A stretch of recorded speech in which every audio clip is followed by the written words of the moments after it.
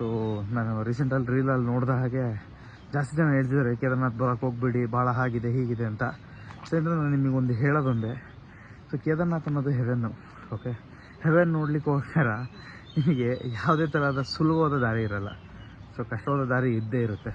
So ಕಷ್ಟವಾದ ದಾರಿ ಅಂದರೆ ಇಲ್ಲೇನು ದೊಡ್ಡದಾಗಿ ನಿಮಗೆ ಕಲ್ಲು ಮುಳ್ಳು ಆ ಥರ ಈ ಥರ ಯಾವುದೂ ಇಲ್ಲ. ಈ ಥರ ಸ್ವಲ್ಪ ಜಾಮ್ಸ್ ಆಗ್ತವೆ, ಬಿಟ್ಟರೆ ಕ್ರೌಡ್ ಜಾಸ್ತಿ ಇದೆ. ಬನ್ನಿ, ಏನಾಗುತ್ತೆ? ಹಾಂ, ಹೆವೆನ್ ನೋಡಬೇಕಾದ್ರೆ ಇಷ್ಟು ಮಾಡೋಕ್ಕಾಗಲ್ವಾ? ಹಾಂ, ಆಗಿನ ಕಾಲದಲ್ಲೆಲ್ಲ ನೀವು ನೋಡಿರ್ತೀರ ಹೇಗಿದ್ದು ಅವ್ರು ಹೇಗೆ ಜರ್ನಿ ಮಾಡ್ತಿದ್ರು ಅಂತ. ಈಗಿನ ಕಾಲದಲ್ಲೆಲ್ಲ ಸ್ವಲ್ಪನೇ ಇದೆ. ಸೊ ಇಷ್ಟನ್ನು ನಾವು ಬರ್ಸೋಕ್ಕಾಗಲ್ಲ ಅಂತಂದರೆ ಆ ಹೆವೆನ್ನ ನೋಡಲಿಕ್ಕೆ ನಾವು ಅರ್ಹರಲ್ಲ ಅಂತ ನಾನು ಅಂದ್ಕೊತೀನಿ. ಸೊ ಇದ್ರ ಮೇಲೆ ನಿಮ್ಮಿಷ್ಟ. ಯಾರ್ಯಾರು ಕೇದಾರ್ನಾಥ್ ನೋಡಲಿಕ್ಕೆ ರೆಡಿ ಇದ್ದೀರೋ ಅವರು ಇಷ್ಟನ್ನು ಬೇರ್ ಮಾಡಲಿಕ್ಕೆ ರೆಡಿ ಇರಿ. ಸೊ ಖಂಡಿತವಾಗ್ಲೂ ನಿಮಗೆ ಆ ಹೆವೆನ್ ಸಿಗುತ್ತೆ, ನೀವು ಖುಷಿ ಪಟ್ಟೇ ಪಡ್ತೀರ. ನಾನು ಇಷ್ಟೊತ್ತು ಹೇಳ್ದಾಗೆ ನಿನ್ನೆ ನೈಟ್ ಭಾಳ ಬೇಜಾರಾಯಿತು. ಅಷ್ಟೊತ್ತು ಕಾದು, ಅಷ್ಟೊತ್ತು ನಿದ್ಗೆಟು ಕಾದು, ಈಗ ಜಸ್ಟ್ ಒಂದು ಸ್ಮಾಲ್ ಗ್ಲಿಮ್ಸ್ ಥರ ಅಲ್ಲಿ ನನಗೆ ಹಿಮ ಪರ್ವತ ಕಾಣ್ತು.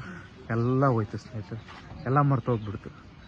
ಸೊ ಯೋಚನೆ ಮಾಡಿ ಬನ್ನಿ, ಇದನ್ನು ಬೇರ್ ಮಾಡಿ ತಡ್ಕೊಳ್ಳಿ, ಏನೂ ಆಗಲ್ಲ. ಮುಂದೆ ನಿಮಗೆ ಅದೆಲ್ಲ ಮರೆಸೋಗ್ಬಿಡುತ್ತೆ.